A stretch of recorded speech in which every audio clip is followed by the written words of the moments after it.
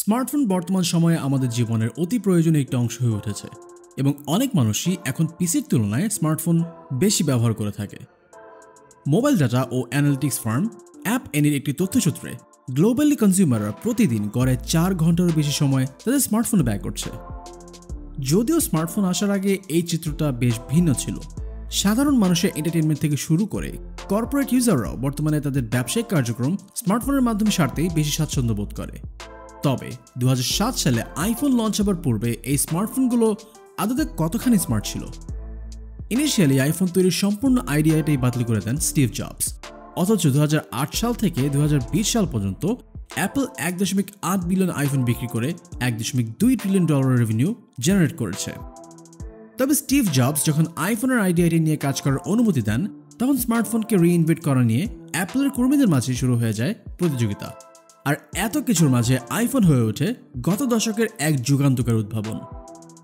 যদিও প্রথম আইফোনটি সফলতা পায়নি, তবে 2020 সালে বিশ্বব্যাপী 15% মার্কেট শেয়ার নিয়ে স্যামসাংয়ের পর দ্বিতীয় অবস্থানে ছিল অ্যাপল। এছাড়া 2021 সালের প্রথম কোয়ার্টারে অ্যাপল বিশ্বব্যাপী 49 মিলিয়ন স্মার্টফোন শিপ করতে সক্ষম হয়েছে।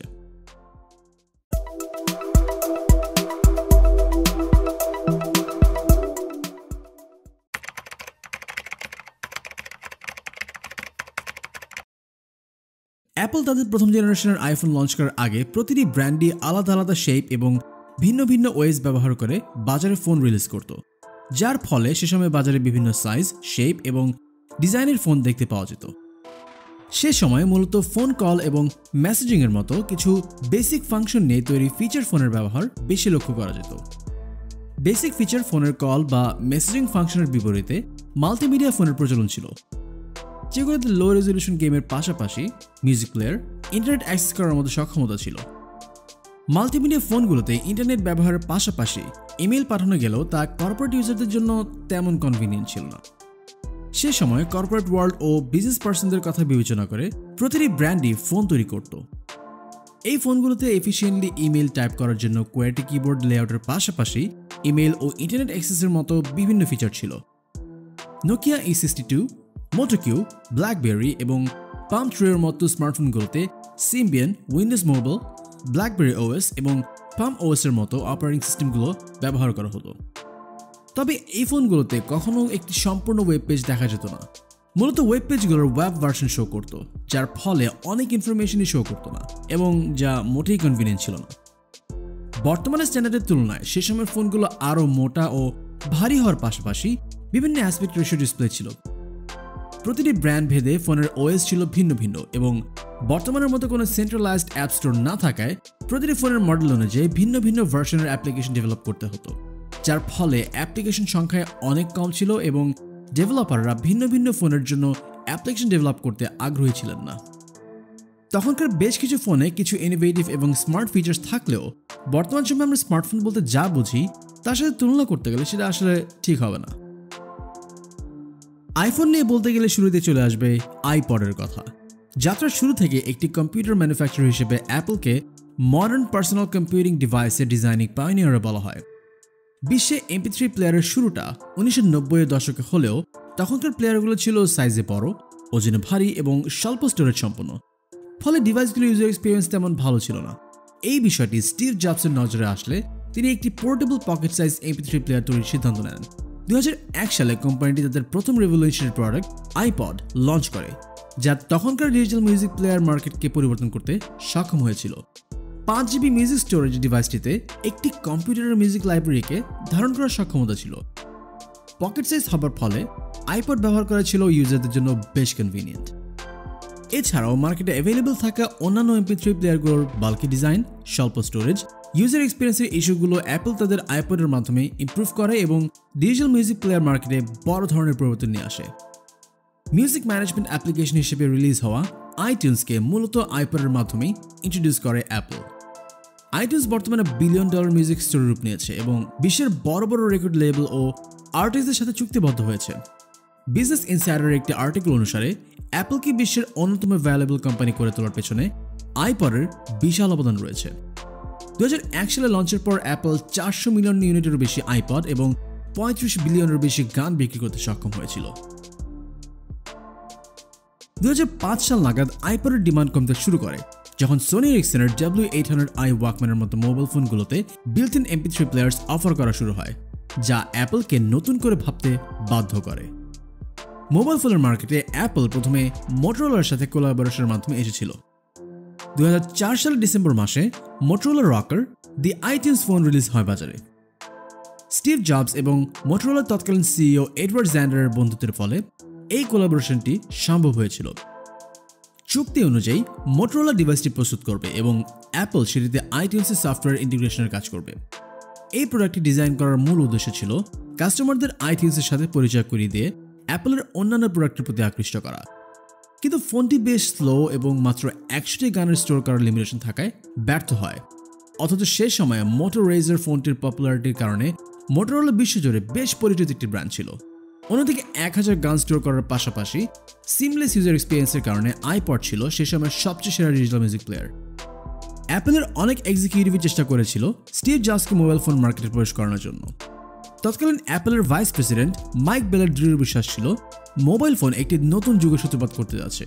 তিনি স্টিভ জবসকে এটি জানিয়েও কনভিন্স করার চেষ্টা করেন যে জোনাথন আইভ আইপডের ফিউচারিস্টিক ডিজাইন এবং অ্যাপলের সফটওয়্যার কম্বিনেশনে তাদের নিজস্ব ফোন তৈরির চেষ্টা করছে। কিন্তু মোটর রকারের ব্যর্থতার পর স্টিভ জবস ফোন নিয়ে কাজ করার আগ্রহ হারিয়ে ফেলেন এবং অন্যান্য ফোনে অ্যাপলের প্রোডাক্ট ব্যবহার বন্ধ করার সিদ্ধান্ত নেন। যদিও অ্যাপলের কর্মীরা সিক্রেটলি একটি ফোন তৈরি করা নিয়ে নিজেদের মতো করে রিসার্চ করে যাচ্ছিলেন। সিএনবিসিকে দেয়া এক সাক্ষাৎকারে ব্রায়ান মার্চেন্ট জানান, জবস যে কারোর জন্য একজন ইন্সপিরেশন। সে ভালো আইডিয়া অ্যাকসেপ্ট করতে জানে এবং খারাপ আইডিয়াকে রিজেক্ট। তবে যখন আইফোন একটি এক্সপেরিমেন্টাল প্রজেক্ট হিসেবে কাজ শুরু হয় তিনি সেই বিষয়ে জানতেন না। এমনকি একটা অফিসিয়াল প্রজেক্ট হিসেবে তারা এক্সিকিউটিভ স্টাফ, সেরা প্রোগ্রামার, হার্ডওয়্যার এক্সপার্ট ও ইঞ্জিনিয়াররাও যে প্রজেক্ট নিয়ে কাজ করছে সেটাও তিনি জানতেন না। 2004 সালের জুলাই মাসে স্টিভ জবস প্যানক্রিয়াটিক ক্যান্সারের সার্জারি করেন। সার্জারি শেষে তিনি চিন্তা করেন অ্যাপলের জন্য যুগান্তকারী কিছু একটা করা উচিত। অ্যাপল সবসময় তাদের প্রোডাক্টের পারফেকশনের চেষ্টা করে, আর অ্যাপল নিজেরাই যদি প্রোডাক্টের হার্ডওয়্যার এবং সফটওয়্যার নিয়ে কাজ করে কেবলমাত্র তখনই তারা তাদের ডিভাইসে হার্ডওয়্যার এবং সফটওয়্যার পারফেক্ট সিনার্জি ক্রিয়েট করতে পারবে। আর সেজন্যই কোম্পানিটি নিজস্ব ডিজাইনের আর্ম প্রসেসর তৈরি করার সিদ্ধান্ত নেয়, যা স্যামসাং ম্যানুফ্যাকচার করেছিল। নিজস্ব ডিজাইনের চিপ হওয়ায় প্রতিষ্ঠানটি তাদের ওএসকে এমনভাবে অপটিমাইজ করতে পেরেছিল যাতে হার্ডওয়্যারের সম্পূর্ণ ক্যাপাবিলিটি আনলক করা সম্ভব হয়। ইউজারদের জন্য একটি ফ্লুয়েন্ট সিস্টেম তৈরি করতে কোম্পানিটির বিভিন্ন ডিপার্টমেন্ট কাজ করতে থাকে। তাদের টার্গেট ছিল সিস্টেমটিকে শুধুমাত্র ক্লিক এবং টাইপ বেসড না রেখে টাচ ভিত্তিক একটি সিস্টেম নিয়ে আসা। টিনা হুয়াং নামে একজন অ্যাপলের কর্মী ফিঙ্গার ওয়ার্কসের আই জেস্টার নামে একটি নতুন মাল্টি টাচ প্যাড নিয়ে আসে যাতে বেশ সহজেই ন্যাভিগেশন করা যেত। আইফোন প্রজেক্টে কাজ করা গ্রুপটির কাছে প্রোডাক্টটি বেশ ইন্টারেস্টিং মনে হয়। জোনাথন আইভ আইডিয়াটি দেন তিনি ম্যাক ওএসে এই মাল্টি টাচ প্ল্যাটফর্ম যুক্ত করতে চান, তবে স্টিভ জবস শুরুতে আইডিয়াটি রিজেক্ট করে দেন। বিষয়টি জনি আইভের কাছে অপমানের মনে হলে তিনি নিজে এটি নিয়ে রিসার্চ করতে শুরু করেন। স্টিভ জবস চেয়েছিলেন একটি টাচ স্ক্রিনযুক্ত ফোন তৈরি করতে, তাই অ্যাপল ফিঙ্গার ওয়ার্কসের মাল্টি টাচ টেকনোলজি এবং তাদের প্রোগ্রামারদেরকে নিজেদের অধীনে নিয়ে আসতে কোম্পানিটিকে অ্যাকোয়ার করে নেয়। 2005 সালে স্টিভ জবস একজন প্রোগ্রামার এবং ইউআই ডিজাইনার ব্যাস ওর্ডিংকে হায়ার করেন এবং স্ক্রলিং লিস্টে টাচ ইন্টারফেস তৈরি করতে বলেন। ওর্ডিং স্ক্রলিং লিস্টের জন্য একটি রাবার ব্যান্ডিং ইফেক্ট তৈরি করেন। মূলত এটি দেখার পরই Steve jobs touch screen smartphone নিয়ে আরও আশাবাদী হয়ে ওঠেন। আইফোনের ডেভেলপমেন্টের জন্য স্টিভ দুটি টিম গঠন করে এবং পার্পল প্রজেক্ট লঞ্চ করেন। দুটি টিমের মধ্যে কম্পিটিশনের মাধ্যমে যাতে বেটার রেজাল্ট পাওয়া যায় তাই স্টিভ টনি ফেডেলের নেতৃত্বে আইপড বেসড একটি স্মার্টফোন তৈরি করার জন্য P1 টিম গঠন করেন। অন্যদিকে স্কট ফোরস্টেলের নেতৃত্বে ম্যাক ওএসের টিমটিকে নিয়ে P2 টিম ক্রিয়েট করা হয়। ফেডেল এবং ফোরস্টেলের মাঝে এই প্রজেক্ট নিয়ে কাজ করা নিয়ে এক ধরনের রাইভালরি শুরু হয়, যেখানে দুটি টিমই চেষ্টা করে আইফোনের জন্য বেস্ট ডিজাইনটা নিয়ে আসার। টনি ফেডেলের টিমটি আইপডের মতো দেখতে একটি ফোন তৈরি করে। ফোনটিতে একটি হুইল ব্যবহার করা হয় যা দ্বারা নাম্বার বা লেটার সিলেক্ট করা এবং টার্ন করা যেত, যা তেমন ইউজার ফ্রেন্ডলি ছিল না। অন্যদিকে স্কট ফোরস্টেলের টিম একটি টাচ স্ক্রিন বেসড ফোন তৈরি করে যাতে ম্যাক ওএসের একটি মডিফাইড ওএস ইউজ করা হয় এবং তাদের ডিজাইনে মাল্টিটাচ সিস্টেমের প্রতি গুরুত্ব দেওয়া হয়। এটি আসলে ম্যাক ওএসের একটি সিম্পলিফাইড ভার্সন যা আমরা iOS নামে চিনি। শেষ পর্যন্ত স্কট ফোরস্টেলের টিম এই প্রতিযোগিতায় জিতে যায় এবং তাদেরকে ফোনটির সফটওয়্যার তৈরির দায়িত্ব দেওয়া হয়। অন্যদিকে টনি ফেডেলের টিমটিকে দেওয়া হয় ফোনটির হার্ডওয়্যার তৈরির দায়িত্ব। ফোনটির হার্ডওয়্যার ডিজাইনটির ফাইনাল প্রোডাক্ট জনি আইভের করার প্রথম স্কেচ ডিজাইনটির সাথে বেশি মিলে যায়। সিক্রেসি, কম্পিটিশন এবং টাইম প্রেশারের কারণে কোম্পানির এমপ্লয়ীদের মধ্যে বেশ উত্তেজনা সৃষ্টি হয়। এদিকে স্টিভ জবস এবং স্কট ফোরস্টেল এক অসম্ভব ডেডলাইনের মধ্যে প্রোডাক্ট তৈরি করতে তাদের টিমের উপর প্রেশার ক্রিয়েট করতে শুরু করে। যেহেতু টিমটি এই প্রজেক্টে একেবারে নতুন কাজ করছিল, সেহেতু সিক্রেসি মেইনটেইন করাটাও বেশ জরুরি হয়ে পড়ে। অন্যদিকে মোবাইল ফোনের জন্য মাল্টিটাচ ডিসপ্লে যেহেতু বেশ যুগান্তকারী একটি পদক্ষেপ, সেহেতু অ্যাপল টিমের মাল্টিটাচ ইনপুট ডিভাইস টেকনোলজির জন্য একটি ট্রান্সপারেন্ট ভার্সন তৈরি করার জন্য কাজ করছিল। তাছাড়া আনটেস্টেড কাস্টম চিপস ডেভেলপ করা এবং সেল রিসেপশন টেকনোলজিকে সক্রিয়ভাবে কাজ করানো ছিল বেশ জরুরি। স্কট ফোরস্টেল অ্যাপলের অফিসের পাশে এমপ্লয়ীদের জন্য হোটেল ভাড়া করেন যেন এমপ্লয়ীদের বাইরেতে যেতে না হয়। 2.5 বছর ধরে এই প্রজেক্টের কাজ চলে। এই সময়কালে অনেক কর্মীদেরই ব্যক্তিগত জীবনে হ্যাম্পার হয় এবং কাজের বাইরে তাদের তেমন কোনো জীবন ছিল না। নতুন নতুন ইনোভেশন আইডিয়ার জন্য ব্রেইনস্টর্মিং সেশন ও গভীর রাত পর্যন্ত কোডিং সে সময়ের কর্মীদের জন্য প্রতিদিনের রুটিন হয়ে ওঠে। And he said, you have 2 weeks.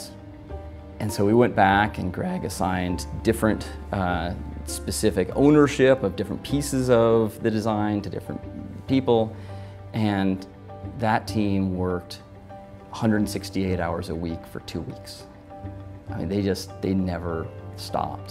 When they did stop, Greg got them a hotel room across the road so they wouldn't have to drive home if they lived in San Francisco. And at the end of those 2 weeks, and we're looking at this thing and thinking, this is phenomenal. Like, this is it. Like, we have cracked it. চারিদিকে শুধু idea ঘুরপাক খেতে থাকে। এর মধ্যে কিছু কাজে আসে, আবার কিছু বাদ চলে যায়। উদাহরণস্বরূপ, ইমেল সেকশনে একটি নতুন ভয়েসমেল তৈরি করা হয়। এই ভয়েসমেলটি ইউজার যখন খুশি, যতবার খুশি তার প্রয়োজন মতো প্লে করতে পারবে।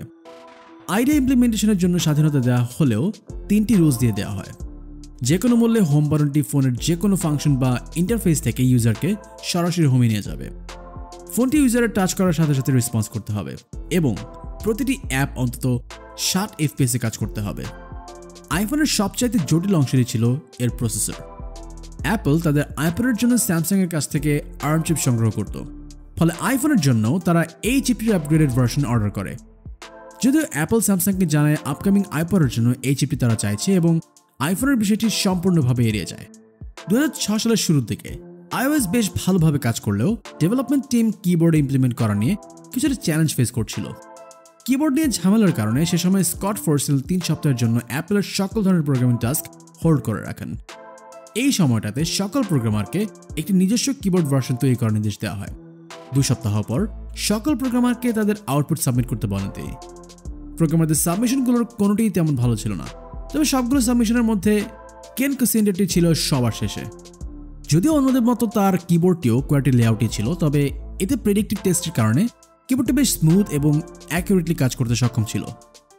And one guy came in with his keyboard. It looked like a natural QWERTY keyboard. It's the kind of keyboard you use on your computer. It looked just like that.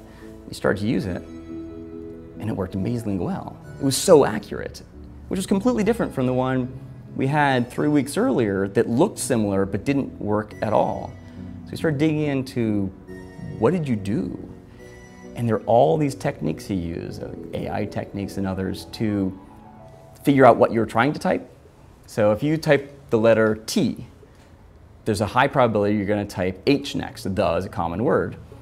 So the H button would stay the same physical size to your eye, but the hit region would grow.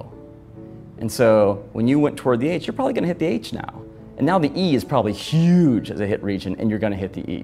It would figure these things out. Launch ইভেন্টের মাত্র 3 মাস আগে Samsung এর চিপগুলোতে কিছু bug পাওয়া যায়, যার ফলে ফোনটি প্রায় ক্র্যাশ করত এবং এর কারণে এমপ্লয়িরা এই প্রবলেম সলিউশনের জন্য সপ্তাহে 7 দিনই কাজ করতে শুরু করে। এক পর্যায়ে টিমের মেম্বাররা ফ্রাস্ট্রেটেড হয়ে পড়ে। ফোনটিতে তখন বিভিন্ন ফিচার অ্যাড করা হচ্ছিল, আবার কিছু ফিচার বাদ দেওয়া হচ্ছিল। এমনকি ফোনের ডিসপ্লে হিসেবে গ্লাস যুক্ত করার সিদ্ধান্তটি আইফোন লঞ্চ হওয়ার 1 মাস পর জানানো হয় এবং একেবারে লাস্ট মোমেন্টে গুগল ম্যাপস যুক্ত করা হয়। মাসের পর মাস কাজ করার পরেও 2007 সালের জানুয়ারি মাসে অ্যাপল কিনোটের দিন পর্যন্ত কোম্পানির বেশিরভাগ কর্মচারীদের ফোনটি আসলে কেমন ছিল সে সম্পর্কে তেমন কোনো ধারণাই ছিল না। I can't speak to the efficiency, but I can tell you that it worked because not one person knew what iPhone was going to look like, right, before that keynote. People thought they knew that Apple was doing a phone, but nobody knew what they were going to see that day in January at the keynote.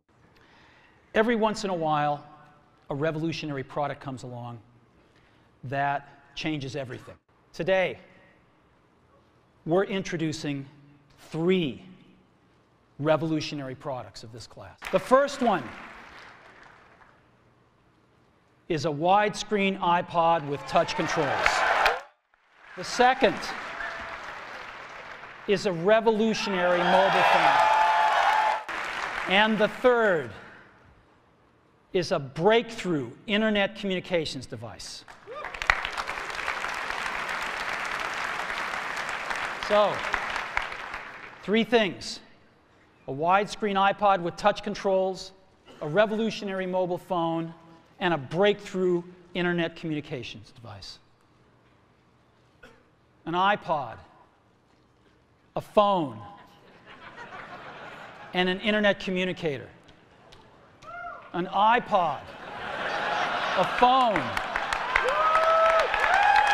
Are you getting it? These are not 3 separate devices. This is one device.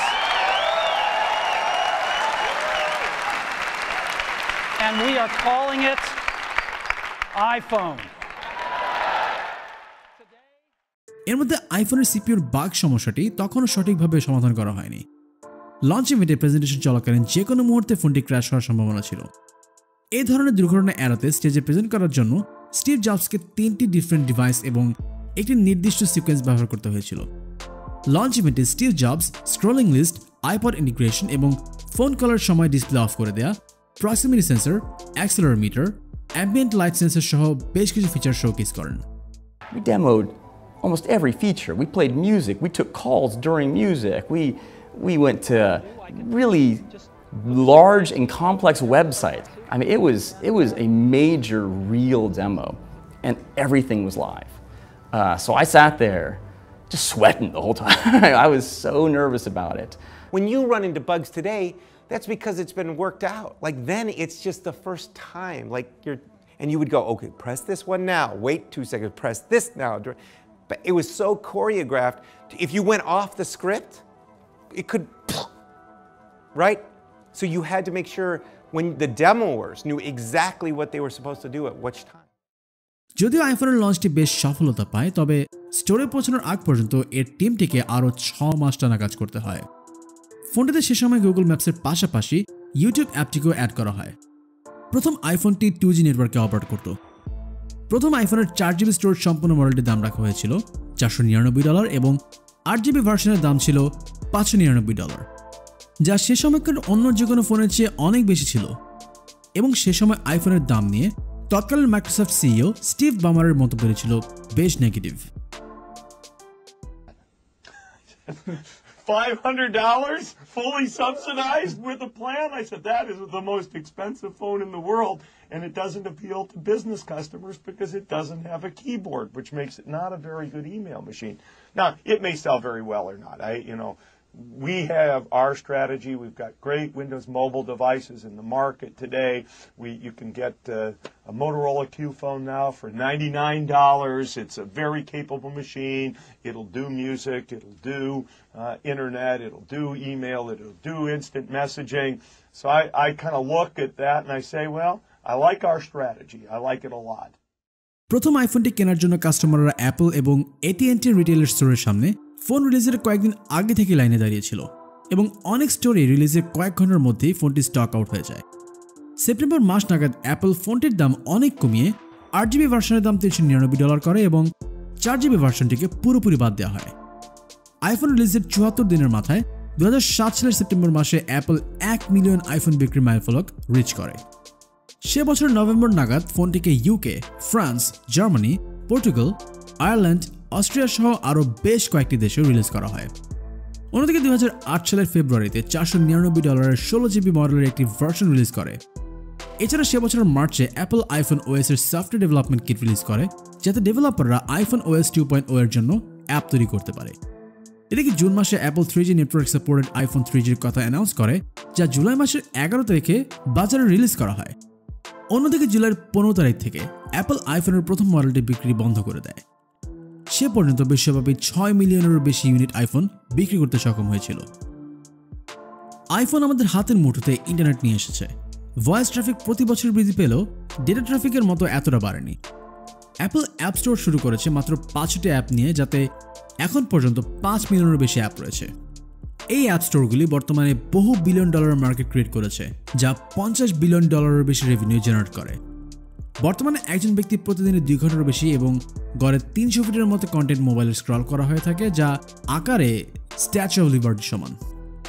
Apple হয়তো Nokia, Samsung, Sony, মোটরোলার মতো প্রতিষ্ঠানের চেয়ে অনেক পরে smartphone মার্কেটে এনেছে, কিন্তু কোম্পানিটি সবসময় ব্যারিয়ার ভেঙে নতুন কিছু ইনোভেশনের চেষ্টা করে গেছে। পার্সোনাল কম্পিউটারের ক্ষেত্রে অ্যাপলই ব্যারিয়ার ভেঙেছিল এবং বাকিদের জন্য পথ প্রদর্শক ছিল। অ্যাপলের আইফোন বর্তমানের স্মার্টফোনের ডিজাইন এবং ডেভেলপমেন্টের জন্য অনেক বড় ভূমিকা রেখেছে। পরবর্তীতে ডিজাইন, ফিচার্স ও আরও কিছু কিছু ক্ষেত্রে স্যামসাংয়ের মতো ব্র্যান্ড অ্যাপলের থেকে বেটার স্মার্টফোন বাজারে নিয়ে আসলেও অ্যাপল এখনও প্রতি বছরের নতুন স্ট্যান্ডার্ড ক্রিয়েট করে, যার ফলে অন্যান্য ব্র্যান্ড যখনই কোনো নতুন ফোন বাজারে রিলিজ করে তখনই তা আইফোন বা অ্যাপল স্ট্যান্ডার্ডের সাথে কম্পেয়ার করা হয়। অ্যাপল যখনই কোনো নতুন পরিবর্তন এনেছে সেটাই দেখা গেছে পরবর্তীতে ইন্ডাস্ট্রি স্ট্যান্ডার্ড হয়ে উঠেছে। 2016 সালে অ্যাপল আইফোনে হেডফোন জ্যাক বাদ দিতে শুরু করলে অনেকে এই সিদ্ধান্তটির সমালোচনা করেছিল।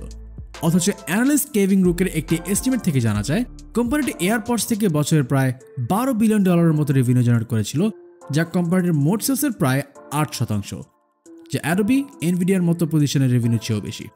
তবে মানুষ যাই বলুক, অ্যাপল মূলত একটি ইকোসিস্টেম তৈরি করেছে। এই ইকোসিস্টেমে এয়ারপড, ওয়াচ সহ বেশ কিছু অ্যাক্সেসরিজ রয়েছে, যা আইফোন সহ অ্যাপলের সকল ডিভাইসের সাথে কাজ করে কনজিউমারদের জন্য কনভিনিয়েন্ট এক্সপিরিয়েন্স ক্রিয়েট করে। এ ধরনের এক্সপিরিয়েন্স স্যামসাং এবং গুগলের মতো প্রতিষ্ঠান অনেক বছর ধরে চেষ্টার পরেও অ্যাচিভ করতে পারেনি।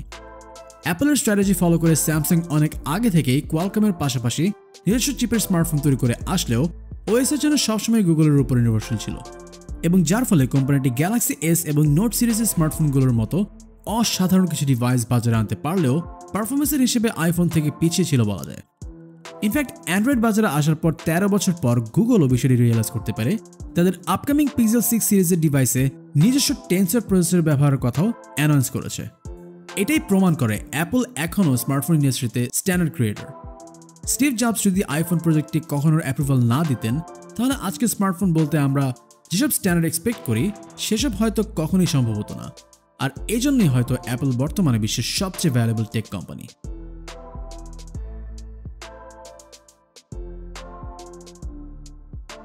ভিডিওটি নিয়ে আপনাদের প্রতিক্রিয়া জানিয়ে দিন কমেন্টের মাধ্যমে। আমাদের ভিডিওগুলো যদি আপনার ভালো লেগে থাকে তাহলে শেয়ার করুন সোশ্যাল মিডিয়ায়। আপনার ফিডে নিয়মিত আমাদের ভিডিও দেখতে চাইলে সাবস্ক্রাইব করুন চ্যানেলটি আর নোটিফিকেশন পেতে ক্লিক করুন বেল আইকনটিতে। বিজনেস ওয়ার্ল্ডের বিভিন্ন বিষয় নিয়ে ডিসকাশন করতে এবং তথ্য দিয়ে আমাদের ভিডিওতে কন্ট্রিবিউট করতে জয়েন করতে পারেন আমাদের ফেসবুক গ্রুপে।